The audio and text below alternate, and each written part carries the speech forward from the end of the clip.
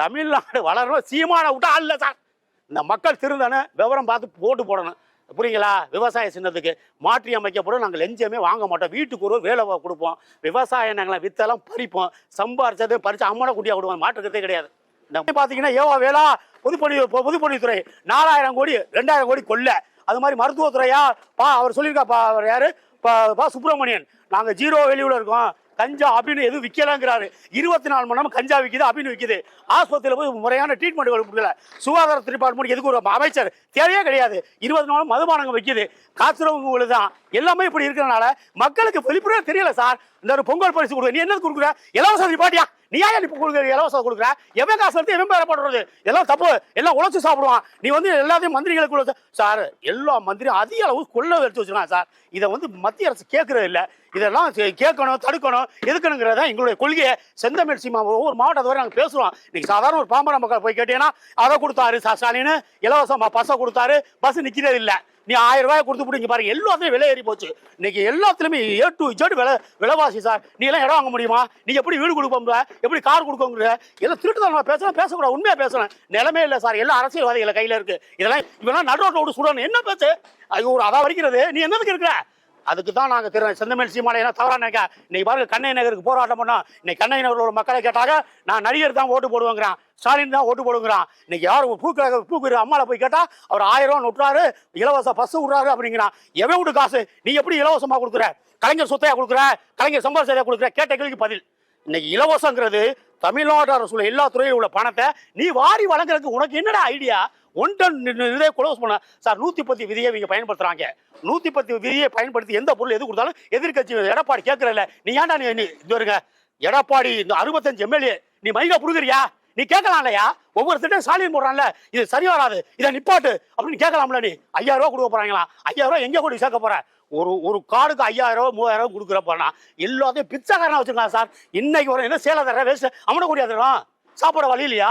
நீ யாரையா கொடுக்குறது சார்? ரேஷனை பிரிட்டிஷ்காரன் கொண்டாந்தான் சார்.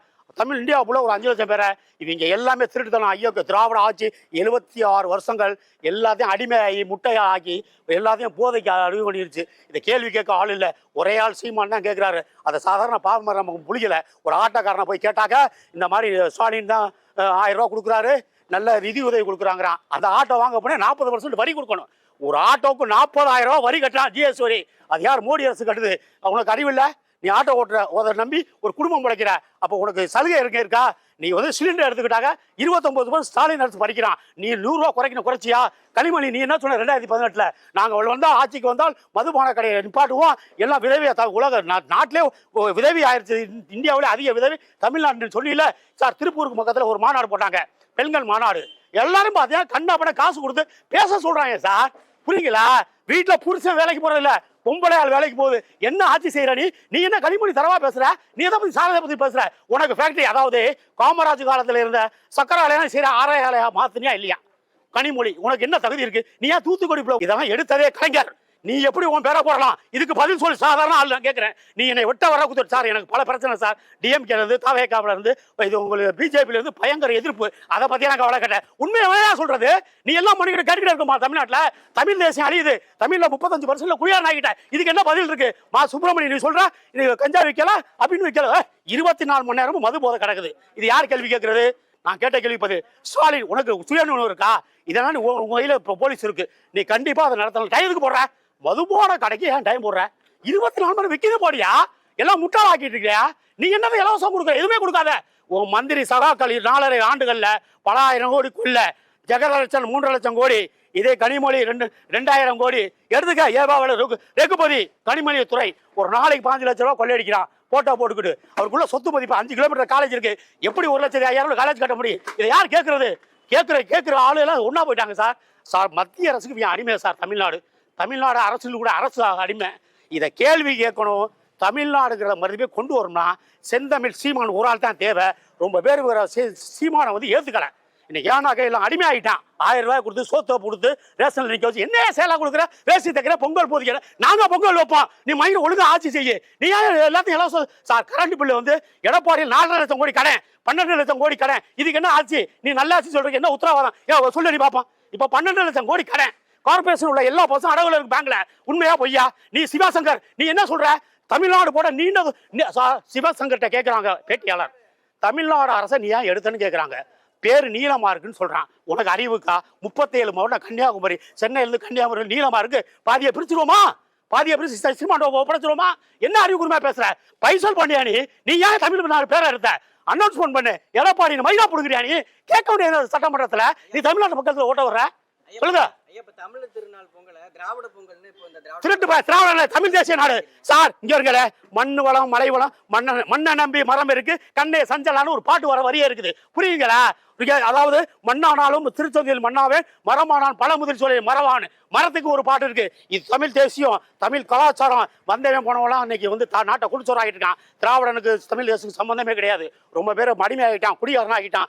உங்களுக்கு வந்து நாங்க விவசாய நிலங்கள் இல்லை, அந்த விவசாய நிலம் எல்லாம் கூறு போட்டுட்டான். நீ வந்து அந்த ரைட்ஸ், அதாவது சார் ஒரு மாவட்டத்தில் அந்த கலெக்டர் பிராடு, அந்த டிஆர்ஓ பிராடு, விளைநிலத்தை நீ ரியல் எஸ்டாரா போடுறதுக்கு உனக்கு என்ன ரைட்ஸ் இருக்கு?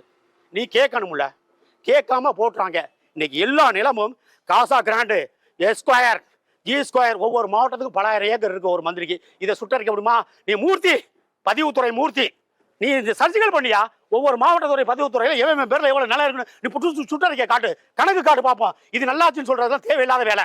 யாரோ இன்னைக்கு நாட்டு ஆள்றான், தகுதி இல்லாதவனா 1000 ரூபா பணத்துக்கு வேண்டி இந்த மக்கள் எல்லாம் அடிமையாயிட்டாங்க. இதெல்லாம் மாற்றுக்கிறது கொண்டாடும்போது செந்தமிழ் சீமானா நம்ம திருமணை பிரச்சாரம் பண்ணணும். நமக்கு பெரிய பிரச்சனை இருக்கு. சாதாரண காலம் இல்லை. இடையில ஒரு திரைவாசி வந்துட்டான். நம்மளுடைய அடிப்படை பேசி பட்டம் பட்டல் 15 வருஷமா கஷ்டப்பட்டது கொஞ்சமா டிஸ்ட்ராய்ட் ஆகக்கூடாது.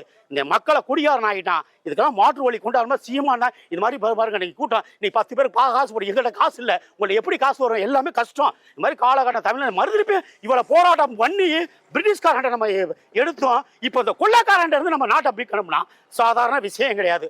திருமுனை பிரச்சாரம் மக்களுக்கு விழிப்புணர்வு பண்ணணும். எல்லாரும் குடிகாரன் ஆகிட்டாங்க. எந்த கேள்வி கேட்டால் சரியான பதில் இல்லை. கோயிலுக்கு இன்னைக்கு போனீங்கன்னா அது கோயிலில் நுழையிற கட்டணம் போடுறான் சேகர் பாபு. இதே கிறிஸ்டின் கோயிலுக்கு போனால் இலவசமாக பார்க்கலாம், இஸ்லாமியர் கோயிலுக்கு போனால் இலவசமாக பார்க்கலாம். நீ என்ன மயிறு காசு போடுற?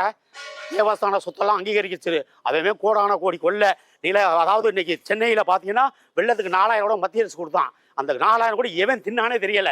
ஏவா வேலு, நீ உனக்கு வந்து நீ உனக்கு மினிஸ்டரா இருக்க சொன்னா நீ போய் திருவண்ணாமலை போய் என்னடா அணை கட்டுற? அணை கட்டிய 16 கோடி எங்க? அணை இடிஞ்சு போச்சு. அது யார் மேல குற்றவாளி? யார் அரெஸ்ட் பண்றது? யார்கிட்ட கொள்முதல் பண்றது? தேவையில்லாத வேலை. அதே 1957 திருவண்ணாமலை கருமையூரர் காமராஜர் 3 கோடியில கட்டின சாத்தனூர் டேம் இன்ன வரை நிலைமை நிற்குது. இதெல்லாம் ஏற்றுக்கொள்ளக்கூடிய விஷயங்கள். இன்னைக்கு பார்த்தீங்கன்னாக்கா உங்களுக்கு தமிழ்நாட்டில் பிரிட்டிஷ்காரன் கூட சில கட்டமைப்பெல்லாம் விவசாயிகள் செஞ்சு வச்சுட்டு போனான். பெண்ணிக்கு முல்லை பெரியாறு விவசாய நலம் பெற முடியும் 6 மாவட்டத்துக்கு அந்த ஒரு டேமை கட்டினா சொந்த செலவில். இங்கே உள்ள கொள்ளைக்காரனை பறிக்கப்பட வேண்டும். இவங்களோட ஆட்சியை முற்றுப்புள்ளி வைக்கணும். இதுக்கு மக்கள் தான் சார் காரணம். மக்கள் பாதி பேர் வந்து விழிப்புணர்வு இல்லை. மக்கள்னால தான் ஆட்சி மாற்றம் வரும். இந்த மக்கள் என்னைக்கு சிந்திக்கிறாங்களோ, இலவசம்னா யாரு சார்? ஒரு அரசு பணத்தை எடுத்து இலவசமாக கொடுத்தீங்கன்னா உன் கட்சிக்கு சாதகமான பணம். இதை தேர்தல் ஆணையம் அங்கீகரிக்க கூடாது. தேர்தல் ஆணையம் பிராடு. நான் முழுமையா சொல்லுவேன். சார் விஜயை பத்தியே பேச வேணாம் சார். ஏகப்பட்ட போனு எனக்கு பெரிய டார்ச்சர் இருந்தால் நான் சொல்லி வரேன். விவரத்தை கேட்டுக்குங்க சார். அவர்கள் தமிழர்கள், தலைமையை தான் நான் திட்டுவேன். அவங்க எல்லாமே தமிழர்கள். ஏன்னா எனக்கு அதை எம்ஜிஆர் போல எல்லாம் நினைக்க முடியாது. எம்ஜிஆர்னாக்க சாதாரண ஆளு கிடையாது. நவலப்பட்டில் கண்டியில் 1917 பிறந்து சோத்துக்கு வழியில் இதே கும்பகோணத்தில் வந்து இருந்து வாய்ஸ் கிளப்பில் சோத்துக்கு வேலை பார்த்து ஸ்டெப்பாக 1950 1917 பிறக்கிறார். 27 நாடகம், 37 சினிமா துறை, 47 திராவிட கழகத்துக்கு பேச்சாளர், 57 இவர்னால தான் கலைஞர் அவர் குளித்தலை ஜெயிக்கிறார். எம்ஜிஆர் இல்லைன்னு திராவிட கழகம், திராவிட அண்ணா திராவிட முன்னேற்ற கழகமே கிடையாது. திராவிட கழகத்தை பெரியார் தான் கொண்டாந்தாரு. காங்கிரஸ் பிம்பத்தை உடைச்சு. இதுக்கு இதெல்லாம் நான் சொல்ல வரேன். நம்மளை ஏழ்மையா நம்ம முட்டாள்தனமா அடிமையாக்கிட்டே இந்த காலம் கடத்திக்கிட்டே போயிட்டு இருக்காங்க. இதுக்கு முற்றுப்புள்ளிக்கணும். செந்தமிழ் உண்மையை பேசுறாரு, விவரத்தை பேசுறாரு. இதெல்லாம் இந்த காலத்துல எல்லாம் புத்தகத்திலே வரல. தமிழ்நாடு பாட புத்தகத்திலே வரல சார். இதெல்லாம் மறைக்கப்படுகிறது. பெரிய பெரிய ஹிஸ்டாரிக்கமானாக்கா மறைக்கப்பட்டு இவங்க எல்லாமே கலைஞர் குடும்பத்தையே கொண்டு வராங்க. கலைஞர் ஏதாவது யூஸ் கலைஞர் இந்த நாட்டுக்கு என்ன சேவை செஞ்சார்? இவர் செக்கில் தாரா இல்ல போராட்ட தியாகியா? இது கேட்ட கேள்விக்கு பதில் சொல்லணும் இந்த அறிவாலயம். நான் என்ன சொல்றேன்னா, உன் பேரை போடாத. போட ரைட்ஸ் இல்ல. நான் என்ன சொல்றேன், யார் பேரையும் போடாத, ஹிஸ்டாரிக்கல் பேரை தான் போடணும். அதுக்கு தான் நான் வன்மையாக போராடுறேன் சார். மக்கள் படித்தவங்களும் விவரம் தெரியும். இதே யங்ஸ்டார் பிள்ளைங்களுக்கும் விவரம் தெரியல. எல்லாம் பார்த்தா சினிமா துறையில் போய் அடிபட்டுட்டாங்க. சினிமா துறையில் 10 வயசுலேருந்து நிறைய குறை விஜய் வந்தேன்னு சொல்கிறாரு. ஏற்றக்கூடிய விஷயம். இவர் பிரசன்ட்ல அவர் கிட்டத்தட்ட 300 கோடிக்கு மேலே வாங்குறாரு. Income tax holder. அவர்கிட்ட இருக்கக்கூடிய கார்கள்லாம் நீ பார்த்தீங்கன்னா BMW, ஆடி 1, ஆடி 2, ரோல்ஸ் ராய்ஸு, இதெல்லாம் வந்து சாதாரண கார் இல்லை. பிளைட்டு சொந்தமாக 200 கோடியில் வச்சிருக்காரு. அதே எம்ஜிஆர் வில்லியர்ஸுங்கிற ஜீப் 60,000 ரூபா. எம்ஜிஆர் நீ கம்பேர் பண்ணாத. 69ல எம்ஜிஆர், 77ல எம்ஜிஆர், 69க்கு அண்ணாதுரை ஃபார்முலா நீ போடாத. அண்ணாதுரை என்ன சொன்னாரு, ஆட்சிக்கு வந்தால் ₹1 அரிசி போடுவோம்னு சொன்னாரு. உடனே ஜெயிச்சாரு. கிட்டத்தட்ட 133 தனி மெஜாரிட்டியில் ஜெயிச்சாரு. எம்ஜிஆர் புரட்சி தலைவர் எம்ஜிஆர்னால ஜெயிச்சாரு. ஆட்சி அமைச்சு ஐஎஸ் எல்லாம் கூப்பிட்டு ₹1 அரிசி போட முடியும், எனக்கு போடணும். என்ன பண்டு இருக்குன்னு கேட்கிறாரு. சார் பண்டு இல்லை, ஐஎஸ் தான் சொல்றோம். பண்டு இல்லை, நம்ம மதுபான கடையை திறந்து விட்டா செய்யலாம்னா, நான் மக்கள்கிட்ட உதவாங்கினாலும் பரவாயில்ல, நான் மதுபான கடையை திறக்க முடியாதுன்னு சார். இதே மாதிரி தான் ராஜேஷ் சொன்னார். திருட்டு இந்த திராவிட கழகம் எம்ஜிஆர் வந்து அண்ணாதுரை செத்ததுக்கு அப்புறம் கலைஞர் போய் காலில் விழுகிறார், எம்ஜிஆர் காலில். எனக்கு இந்த பதவி வாங்கி கொடுக்கணும். அடுத்த நெடுஞ்செழியன் நல்லா கேட்டுங்க. இது என்னன்னாக்கா எஸ்.எஸ். ராஜேந்திரன் சினிமா துறையுடைய லீடர். அவர் ஒப்புதல் இல்லாமல் எதுவுமே நடக்காது. எம்ஜிஆர் எஸ்எஸ்ஆரை கன்வின்ஷன் பண்ணி கலைஞருக்கு இதை வாங்கி கொடுக்குறாரு. ஆண்டில் பல கொள்ள. இதுக்காண்டி எம்ஜிஆர் என்ன பண்ணுறான்னா, மனாஞ்சில் மனானை கூட்டிகிட்டு இந்திரா காந்தி அம்மா கிட்ட போய் சர்க்காரிய கமிஷனை போடுங்கன்னு சொல்கிறாரு. புரியுங்களா?